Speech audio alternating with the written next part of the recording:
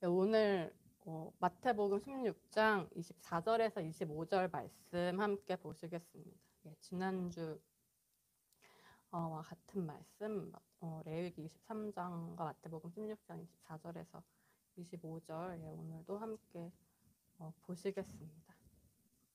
네, 마태복음 16장 24절에서 25절 함께 봉독하시겠습니다. 이에 예수께서 제자들에게 이르시되 누구든지 나를 따라오려거든 자기를 부인하고 자기 십자가를 지고 나를 따를 것이니라. 누구든지 제 목숨을 구원하고자 하면 잃을 것이요 누구든지 나를 위하여 제 목숨을 잃으면 찾으리라. 아멘. 지난주부터 이 마태복음 16장 그 21절에서 25절하고 이 레위기 23장을 함께 보면서 고난이라는 관점에서 7대 절기를 살펴보고 있는데, 지난주에는 이제 어떤 부분을 봤냐면은 먼저 상반기 7대 절기 중에 상반기 절기인 4절기, 그 6월절, 무교절, 초실절, 실칠절을 이제 봤고요. 오늘은 그 후에 하반기에 등장하는 3절기를 보려고 합니다. 그래서 지난주에 이어서 이제 레위기 23장을 보시면 7대 절기의 그 5번째 절기면서 하반기의 첫 절기가 이제 나팔절이 등장을 하죠. 레위기 23장 23절에서 25절에 나팔절이 등장을 합니다. 그러면서 이제 무엇을 기념하는 날이냐면 이 절기는 성경 구절을 보시면 나팔을 불어 기념하는 날이라고 기록이 돼 있죠. 이 나팔이라는 게 성경에서 무엇을 의미할까요? 계시록을 보면 나팔 소리가 계속해서 나오죠. 같이 시간이 없어서 보시지는 않을 텐데 잠깐 설명을 드리자면 계시록 8장에 7 나팔을 받은 7 천사가 등장을 합니다. 그리고 이 천사들이 차례대로 나팔을 부는데 나팔을 불고 나면은 어떤 일이 생기냐면은 엄청나게 안 좋은 일이 하나씩 빵빵 터져요.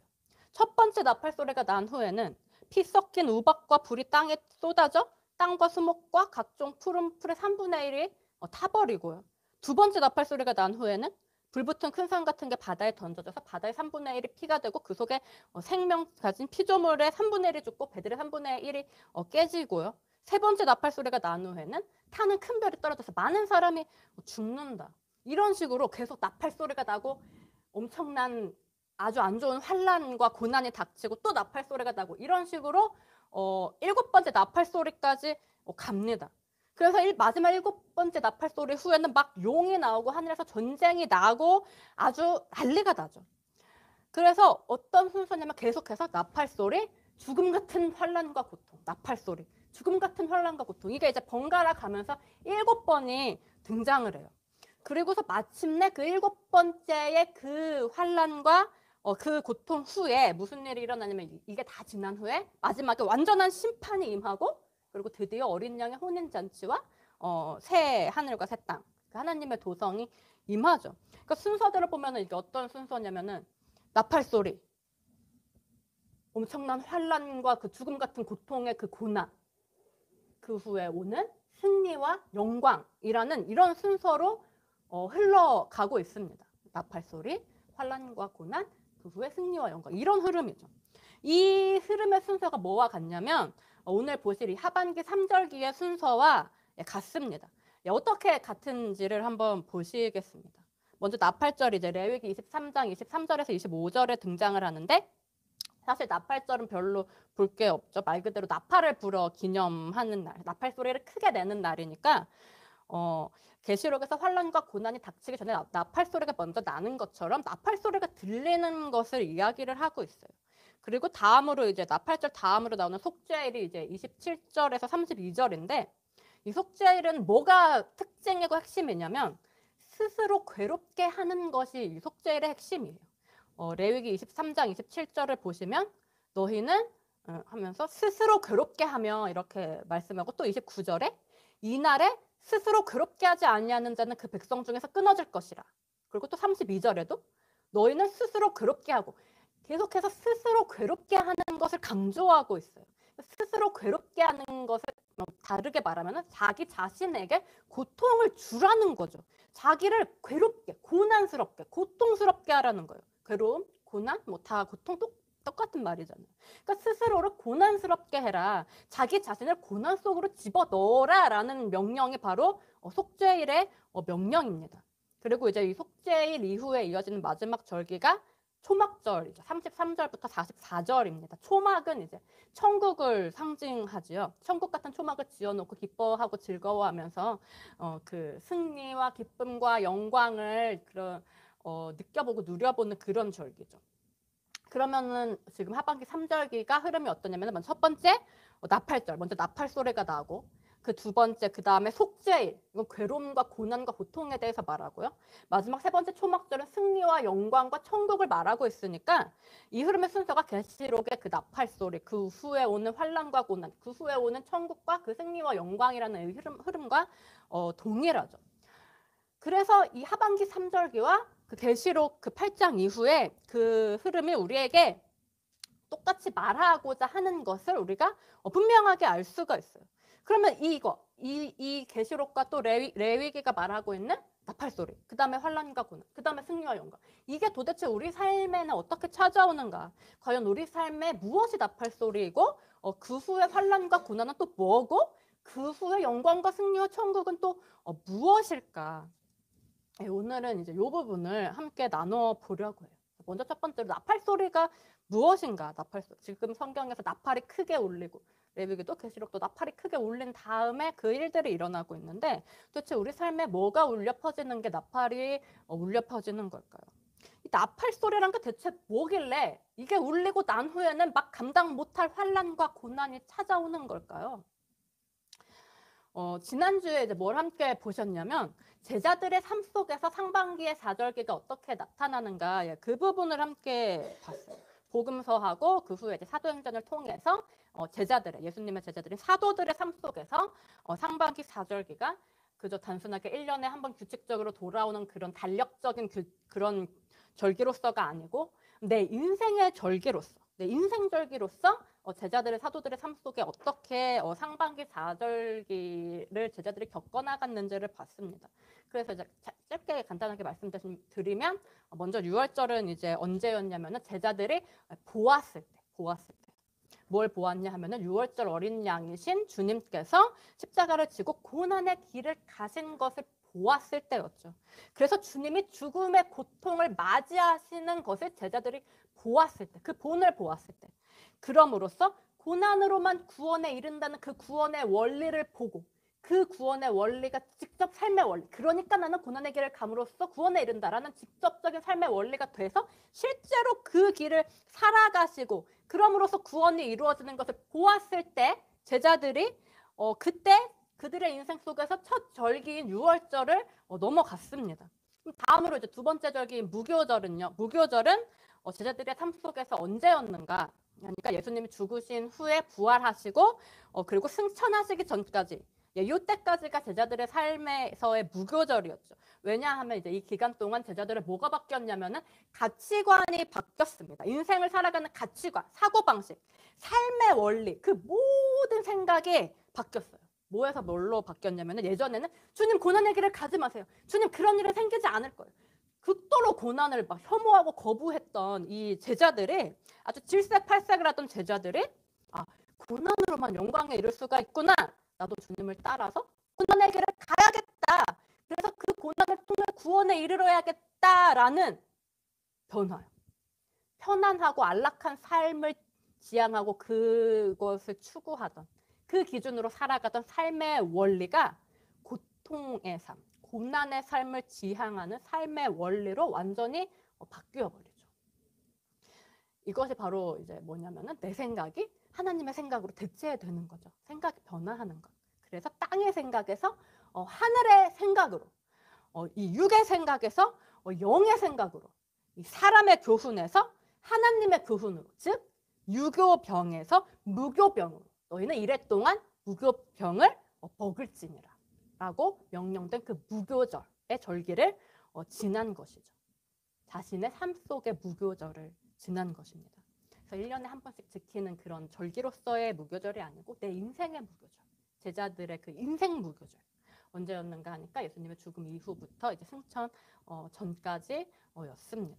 그럼 다음으로 이제 세 번째 초실절은 이제 언제였는가 하니까 초실절이라는 건 초실, 첫 열매를 하나님께 올려드리는 절기니까 그 첫 열매는 첫 열매 되신 예수 그리스도를 의미하고 그럼 그 첫 열매 되신 예수 그리스도께서 하나님께 올려주신 사건이 뭐냐면 이것이 바로 승천 사건이죠. 그러니까 이 승천이 초실절과 의미가 같아서 또 이 승천 사건을 보았을 때 제자들이 또 그 승천하시는 그 예수님의 본으로서 이 초실의 본을 보았을 때 제자들의 삶 속에 초실절이 있었죠. 그리고 이제 네 번째 77절은 오순절이라고도 하는 이 77절은 사실 이제 굳이 해석할 필요도 없지요. 사도행전 1장 9절에 예수님의 승천 사건이 기록된 후에 바로 이어지는 2장 1절이 이제 어떻게 시작이 되냐면 오순절 날이 이미 이르매 하면서 특별히 해석할 필요도 없이 단어로 그냥 곧장 나와버립니다. 오순절 날이 이미 이르렀다. 그리고 이날 이제 성령 충만이 이루어지지요. 지난주에 이제 보셨듯이 오순절 77절은 어떤 절기인가? 초실절의 첫 열매가 올려진 후에 오순절 77절은 두 번째 열매가 올려지는 절기죠. 그럼 두 번째 열매는 뭐냐 하면은 첫 열매는 예수 그리스도시고 두 번째 열매는 이 예수 그리스도와 함께하는 우리의 그 삶 속에 맺히는 그 성령의 열매, 이것이 바로 두 번째 열매다. 그런데 우리 삶의 성령의 열매가 맺히려면 그 열매를 맺게 하시는 그 성령님이 먼저 우리 안에 임하셔야 되니까 성령의 열매가 맺히기 전에 반드시 먼저 이루어져야 하는 것이 바로 성령 충만이죠. 그래서 오순절날 성령 충만이 이루어집니다. 그래서 실제로 그 달력의 날짜로도 오순절이었던 그날 그것이 이제 단순한 달력뿐만 아니라 제자들의 인생 속에서도 오순절이 도래했다. 그날 도래했다라고 사도행전이 우리에게 알려주고 있어요. 그럼 이제 다음으로 등장할 게 뭘까요? 다음으로 순서적으로 보면은 이제 네 번째 절기인 오순절이 등장을 했으니까 다음으로 등장해야 되는 건 다섯 번째 절기인 나팔절이 등장할 차례죠. 어떻게 사도행전에서 나팔절이 등장하는가 하니까 사도행전 2장에서 성령 충만이 이루어진 후에 베드로가 뭘 하기 시작하냐면 2장 14절 사도행전 2장 14절 앞에 붙어있는 소제목이 뭐냐면 베드로의 오순절 설교입니다. 2장 14절 베드로가 11사도와 함께 서서 소리를 높여 이르되 유대인들과 예루살렘에 사는 모든 사람들아 이 일을 너희로 알게 할 것이니 내 말에 귀를 기울이라 하고 외쳐요. 내가 소리를 내리라. 내가 내는 이 소리에 너희는 귀를 기울여라 하면서 이어지는 15절에서 40절에 베드로가 무슨 소리를 내냐면은 예수 그리스도의 고난과 부활을 소리로 내지요. 즉 예수 그리스도께서 보여주신 구원의 원리를 소리를 내어서 전하고 있습니다. 그리고서 마지막에 40절 끝맺음에서 이를 통해 구원을 받으라 하고 외치죠. 자, 나팔절, 나팔 소리를 내는 그 나팔 소리를 들리게 하는 나팔절은 무엇을 의미하냐면 바로 복음의 선포를 의미합니다. 이 구원의 원리, 고난으로만 구원에 이를 수 있다는 이 소리를 높이 들려서 사람들의 귀에 들리게 하는 것. 이것이 바로 나팔을 크게 불어서 사람들의 귀에 그 나팔 소리를 내어서 사람들의 귀에 들리게 하는 거죠. 이 귀하디 귀한 소리가 바로 나팔 소리인 거죠. 그리고 이 소리를 듣게 하는 것이 나팔절입니다. 자, 고난을 통해 구원에 이르라 라고 베드로가 분 그 나팔 소리. 그러니까 그 나팔 소리를 들은 사람들, 그 복음을 받은 사람들한테 그 뒤에 본격적으로 임하는 게 무엇입니까? 사도행전 2장에 베드로의 오순절 설교 나오고요. 사도행전 3장에 베드로의 솔로몬 행각 설교가 나오고요. 사도행전 4장에 베드로의 공회합 설교가 나오고요. 그렇게 계속 복음의 선포가 이어지다가 사도행전 7장에서 마지막으로 스데반의 설교가 아주 클라이막스 하이라이트로 있은 후에 그렇게 계속해서 사도행전 2장부터 7장까지 계속 나팔 소리가 크게 울려 퍼진 후에 무엇이 시작되냐면 스데반의 설교 후에 무엇이 시작됩니까? 스데반의 순교로 시작하는 박해, 고난이 시작이 됩니다. 나팔 소리를 크게 냈어요. 고난을 통해 구원에 이르라! 라고 나팔 소리를 크게 냈습니다. 복음을 크게 외쳤습니다. 그 복음을 사람들이 아멘! 하고 받았습니다. 그러면 그 후에는 당연히 뭐가 찾아와야 될까요? 고난을 통해 구원에 이르라! 아멘! 고난이 찾아와야죠. 지금 그래서 사도행전에서는 그 고난이 어떤 모습으로 이제 나타나냐면은 믿는 자에 대한 박해와 핍박이라는 모습으로 나타나죠. 예루살렘 교회의 대대적인 박해가 시작이 되죠. 예수님을 믿기 시작했더니 힘든 일이 생기기 시작했어요. 예수님을 믿는데 왜 자꾸만 이런 고난이 생기죠? 제 인생은 왜 이렇게 힘들죠? 왜 이렇게 고통스럽죠? 그런 말씀을 많이 하셔요. 제가 뭐라고 대답해 드려야 될지 잘 모르겠어요. 어떨 때는 그런 말씀들을 하실 때 정말로 눈물이 날 만큼 그렇게 너무나 안타깝고 한데 드릴 말씀은 하나밖에 없습니다. 고난을 통해서 구원에 이르는 것, 그것이 구원의 원리니까 고난이 없으면 구원에 이를 수가 없어요. 그래서 고난이 옵니다. 우리를 구원에 이르라고요. 그냥 원래 그런 것인 거죠. 왜 해는 동쪽에서 떠서 서쪽으로 지죠? 라고 물으시면은 그냥 원래 그런 거예요. 자연의 원리예요. 라고 밖에 대답할 수 없듯이 구원을 향해 가는 성도의 인생에 고통과 고난이 찾아오는 것도 그냥 원래 그런 거라고. 그것이 구원의 원리라고밖에 드릴 말씀이 없습니다. 하지만 그럼에도 불구하고 제가 확실하게 확언드릴 수 있는 것이 있다면 그것은 뭐냐면 우리가 고난으로 구원에 이른다는 그 원리에 아멘으로서 화답한 우리가 그 원리를 받아들이고 그 원리를 믿는다고 고백한 우리가 정말로 마음으로서 그 고통을 완전히 받아들이고 그리고 그 속으로 들어간다면 그 고난을 감당하기 위해 그것을 견디기 위해 몸부림치는 그 과정 속에서 고통은 정말로 씻은 듯이 순식간에 어느 날 갑자기 신비하게 사라져버린다는 사실, 그것은 제가 확실하게 말씀을 드릴 수가 있어요. 나를 괴롭히는 사람 그대로입니다. 나를 괴롭게 하는 문제도 상황도 사건도 그대로예요. 그런데 어느 순간 그 사람을 초월하고 그 문제를 초월하고 그 환경을 초월해서 고통을 느끼지 않는 자기 자신을 발견하게 됩니다. 고통을 초월하는 그 능력이 내 안에서 반드시 발견이 돼요. 그 능력을 성경은 뭐라고 부르냐면은 내 안에 있는 그 능력, 그게 바로 그리스도다라고 성경은 이야기합니다. 내 안에 있는 그리스도다.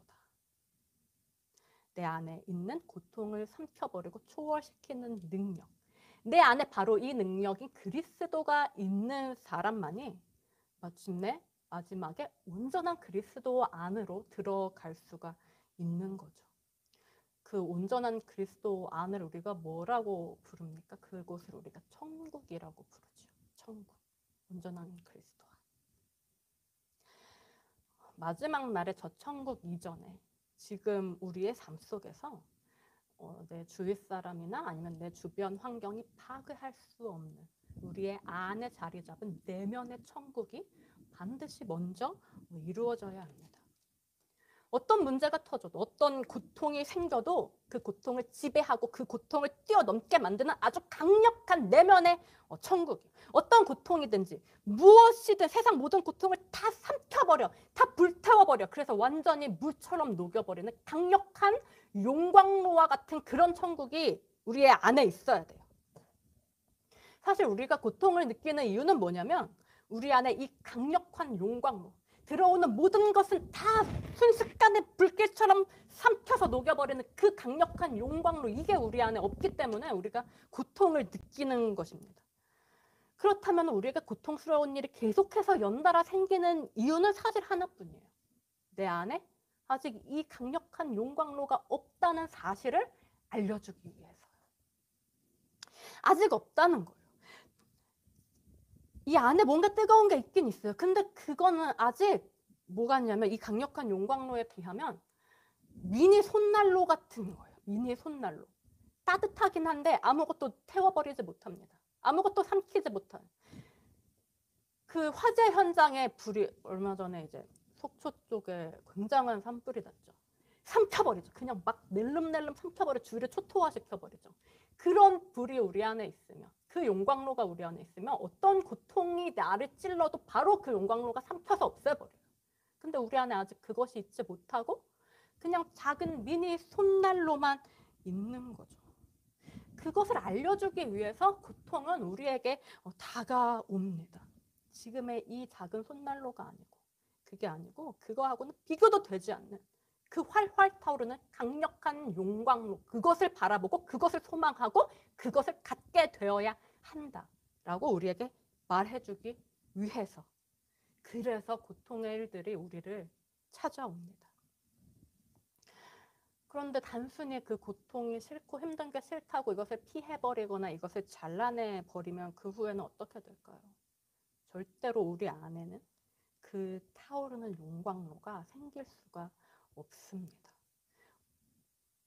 우리 안에 천국은, 그 내면의 천국은 결코 생길 수가 없는 거죠. 그렇다면 마지막 날의 천국에도 결코 닿을 수가 없습니다. 그러니까 우리에게 고통을 피하지 마라. 스스로를 괴롭게 해라. 라고 성경은 오늘도 우리에게 말씀합니다. 그래서 만일 우리가 이 고통 속에 자기 자신을 지금도 밀어넣고 있다면, 스스로를 그래서 괴롭게 하고 있다면 그게 바로 무엇일까요? 우리 인생 속에서 스스로 괴롭게 하는 절기인 속죄일이 지켜지고 있는 것이겠죠. 그래서 제자들의 인생 속에서 나팔절은 언제였는가 하니까 사도행전 2장 14절에 그 오순절 설교, 이때부터 7장 56절에 그 스데반의 설교까지가 나팔절이었습니다. 설교에서 설교까지 그 복음의 소리가 울려 퍼지던 그때, 사람들에게 그 소리를 듣게 하던 그때가 바로 나팔절이죠. 5번째 절기인 나팔절이에요. 그럼 6번째 절기인 속죄일은 언제냐 하니까 본격적인 박해가 시작되는 사도행전 7장 57절 이후에, 7장 57절에서 58절에 스데반이 돌에 쳐 맞아 죽으면서 본격적인 박해가 시작되죠. 그런데 이 사도행전 7장 57절이 어떻게 시작하냐면요, 이렇게 시작을 합니다. 그들이 큰 소리를 지르며 귀를 막고, 여기서 그들은 스데반을 쳐 죽인 사람들입니다. 스데반이 설교를 하고 있는데, 복음을 들려주고 있는데, 나팔 소리를 들려주고 있는데 그들이 큰 소리를 지르면서 귀를 막았대요. 그리고 스데반을 돌로 쳤대요. 나팔 소리보다 큰 소리, 나팔 소리를 듣지 않기 위해서 막은 귀, 나팔 소리로부터 귀를 막은 사람들이 박해를 시작하는 모습입니다. 우리에게 무엇을 알려주는 부분이냐면, 우리의 속죄일이 시작될 때, 우리가 스스로를 괴롭게 하는 그 고난의 길로 들어갔을 때에 누가 우리를 괴롭게 하는가? 그것은 나팔 소리를 거부하는 사람들, 즉 고난으로만 구원이 이루어진다라는 그 구원의 원리, 그러니까 고난의 삶으로서 구원을 이루겠다는 그 삶의 원리, 그 원리를 거부하는 사람들, 즉 여전히 편하게 살고 싶고 여전히 괴롭고 힘든 거는 싫고 그래서 여전히 그걸 추구하는 나의 삶의 원리를 바꾸지 않는 사람들, 그 사람들이 삶의 원리를 바꾼 사람을 핍박하고 괴롭힌다는 사실을 알려줘요. 그러면 그 괴롭힘을 당하지 않으려면 아주 간단합니다. 나도 다시 내 삶의 원리를 원래대로 바꾸면 됩니다. 그래서 그냥 똑같이 고난을 피해버리면 됩니다. 그럼 괴롭힘은 당연히 줄어들겠죠. 왜요? 나도 다시 그들 사이로 들어갔으니까요. 하지만 그렇게 원래대로 돌아가 버린다면 어떨까요? 구원 역시도 원래대로 나에게서 멀어져 버리겠죠. 고난을 감당함으로써 구원을 택할 것인가? 아니면 구원을 버리고 이 생의 편안함을 택할 것인가? 성경은 우리에게 이야기합니다. 너희는 택해라. 너희 앞에 두 길을 두었노니 너희는 택해라. 수천 년 전에 모세 오경으로부터 수천 년 후에 신약 성경까지 성경은 항상 늘 동일한 것을 우리에게 요구하죠. 그것은 바로 선택입니다. 선택. 무엇을 선택할 것인가? 너희는 택해라. 선택은 너희의 자유이다 라고 성경은 절대로 우리에게 강요하지 않습니다. 어쩔 때는 그 사실이 조금 더 슬픈 것 같기도 해요. 그래서 이렇게 박해가 시작되는 사도행전 7장 57절부터가 곧 속죄일의 시작인데, 그럼 어디까지가 속죄일일까요? 대체 어디까지? 제자들이 어디까지 자기를 스스로 괴롭게 하죠? 죽기까지. 다 순교해버리잖아요. 죽기까지 자기를 괴롭게 한 거죠. 그렇다면 우리도 어디까지가 우리 인생의 속죄일인가? 죽기까지입니다. 흔히 우리가 이런 생각을 많이 합니다. 아, 도대체 어디까지 당해줘야 돼? 어디까지 참아줘야 돼? 어디까지 받아줘야 돼? 아, 도대체 어디까지 내가 괴로워해야 하는가?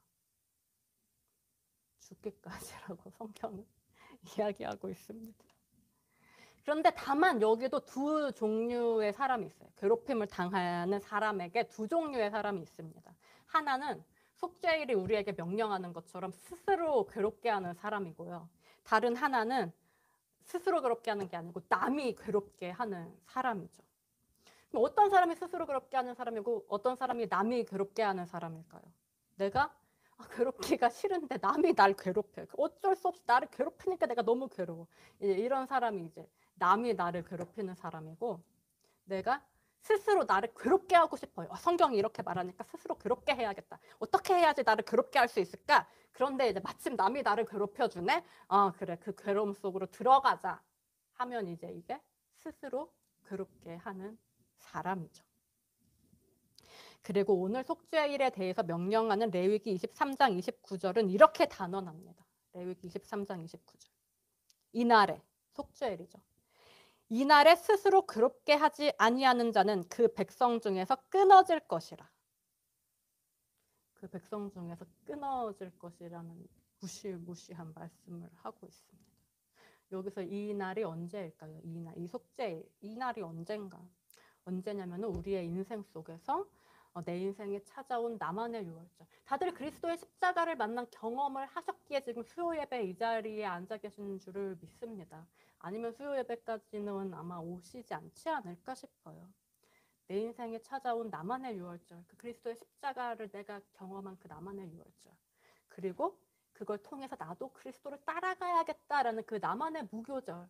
나도 그 고난의 삶으로 구원에 이르러야겠다라는 그 나만의 무교절을 또 겪고, 그 뒤에 이제 세 번째, 나만의 초실절. 그리스도께서 저렇게 부활하신 그 영광을 바라보는 그 나만의 초실절. 그 초실절을 지나고, 그 다음에 또 나만의 칠칠절. 나도 살아보니까 이렇게 살 수가 있네. 내 삶의 변화가 나타나네. 그런 나만의 칠칠절. 그 다음에 다섯 번째 절, 나만의 오순절. 성령 하나님이 내 안에 오신다는 게 이런 거구나.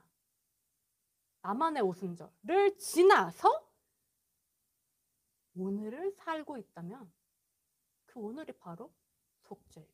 오늘이 바로 레위기 23장 29절이 말씀하는 이 날이에요. 이 날에 스스로 괴롭게 하지 아니하는 자는 그 백성 중에서 끊어질 것이라. 우리의 인생의 괴로움은 어차피 옵니다. 고난으로만 구원에 이룰 수 있습니다. 라는 그 복음에 예수 그리스도께서 고난으로 우리의 구원을 이루셨습니다. 우리도 그분을 따라 고난의 삶으로써 우리의 구원을 이루게 됩니다. 표현이 좀 이상하네요. 우리가 이루게 된다는 것 같으니까. 우리도 고난으로써 우리의 구원이라는 그 선물을 받게 되는 거죠. 아무튼 그 복음의 선포에 아멘이라고 화답한 성도에게는 고난에 아멘했기 때문에 고난이 안 올 수가 없어요. 그런데 그 고난이 왔을 때 그 속에서 남이 괴롭게 하는 사람이 돼서 백성 중에서 끊어져 버릴 것인가, 아니면 스스로 괴롭게 하는 사람이 되어서 그 영원한 나라의 백성이 될 것인가, 우리는 선택을 해야만 합니다.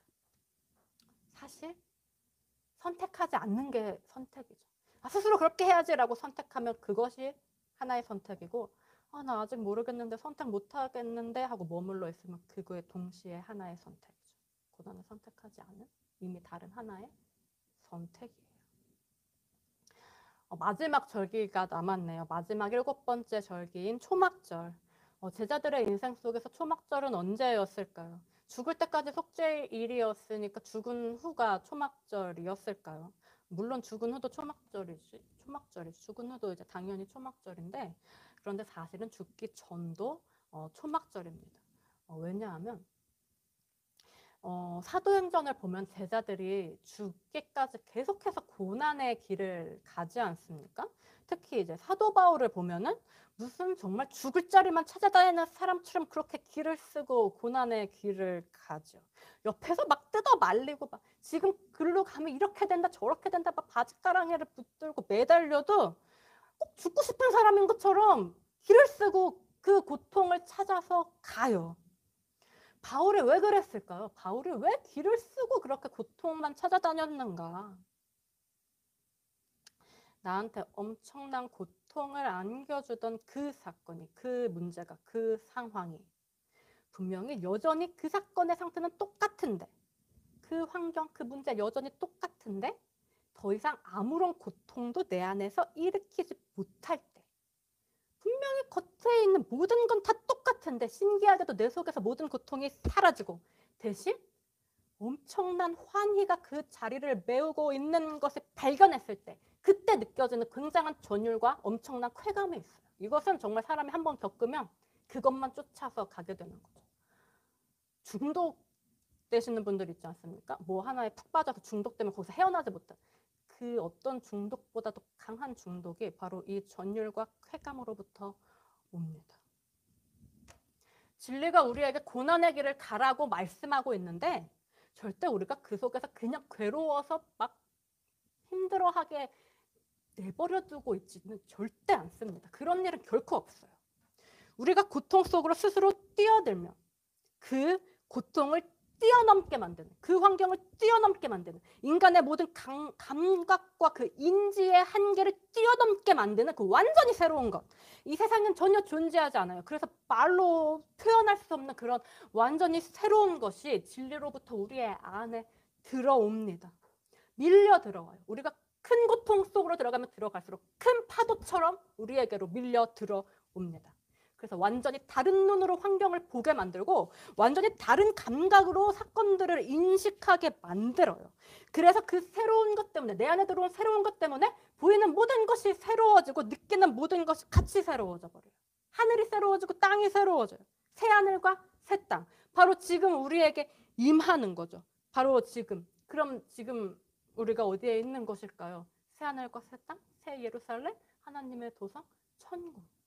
바로 지금 우리가 천국에 있는 거죠. 천국, 아름답고 영원한 하나님의 거처를 상징하는 것이 초막이지 않습니까? 초막절이 우리의 삶 속에서 이루어지는 거죠. 고통이 싫죠. 저도 뭐 힘들고 괴로운 건 싫어요. 어쩔 때는 정말 지긋지긋한 그런 도망쳐버리고 싶은 빚쟁이 원수처럼 느껴질 때도 있습니다. 하지만 이 쾌감을 한번 느끼게 되면 그 이후로는 고통이라는 것이 그저 마냥 싫지는 않습니다. 어쩔 때는 친구처럼 느껴지기도 해요. 어둠 속에서 내 발길을 인도해주는, 구원이라는 목적지를 향해서 어둠의 밤길을 걷고 있는 나를 인도해주는 불빛처럼, 나의 안내자, 나의 가이드처럼 느껴지기도 합니다. 그리고 아마도 그 고통을 삼키는 쾌감을 더 크게 느끼면 느낄수록 고통이라는 것이 싫지 않아지지 않을까. 오히려 고통이라는 것이 정말 더 점점 더 귀한 친구처럼 느껴지게 되지 않을까. 그런 생각을 해요. 그러면 이제 그때부터는 고난을 찾아다니게 되는 거죠. 바울이 죽을 때만 찾아다닌 것처럼 고통거리를, 나를 괴롭게 할 그 일을 스스로 찾아다니게 되는 거죠. 물론 처음 그 문제를 맞닥뜨렸을 때에 괴로움은 느끼죠. 고통은 느낍니다. 고통을 느끼지 않는 것은 아니에요. 왜냐하면 일단 그 고통을 느껴봐야지 그 엄청난 고통을 삼켜버리는 그 초월의 힘은 얼마나 대단한지 그것을 알게 되기 때문에 괴로움이 크면 클수록 그걸 초월하는 그 능력의 위대함은 더 크게 와닿잖아요. 그러니까 괴로움은 없어지지는 않습니다. 계속 있어요. 하지만 그래도 괜찮은 거죠.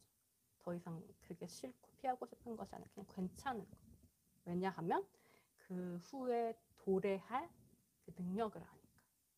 지금 이 고통 때문에 내가 질식해버릴 것 같은데 나를 죽일 것만 같은 그런 고통을 완전히 삼켜버리는 그 위대하고 신비로운 능력.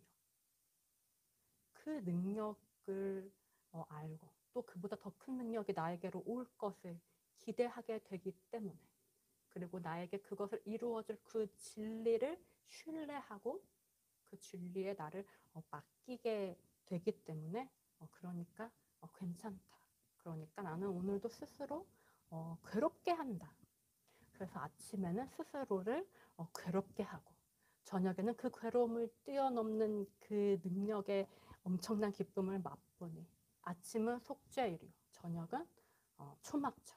하루 속에 속죄일과 초막절이 다 있으니까 아침마다 주의 인자하심을 알림이 좋고 저녁마다 주의 성실하심을 베풀미 좋으니이다. 그렇다면 그 아침과 그 저녁 그 사이에 있는 것은 무엇인가? 괴로운 속죄일과 기쁜 초막절 그 사이에 있는 것, 이것에 대해서 이제 바울이 고백하기를 나는 날마다 죽노라. 그 사이에 있는 것이 바로 우리의 죽음입니다. 우리의 옛 자아의 죽음. 그래서 매일같이 자기 십자가를 지고 또 매일같이 자기 천국에 들어가는 하루하루, 이 하루하루가 우리의 오늘과 또 내일이 되기를, 그리고 우리의 한평생이 되기를 간절히 바랍니다.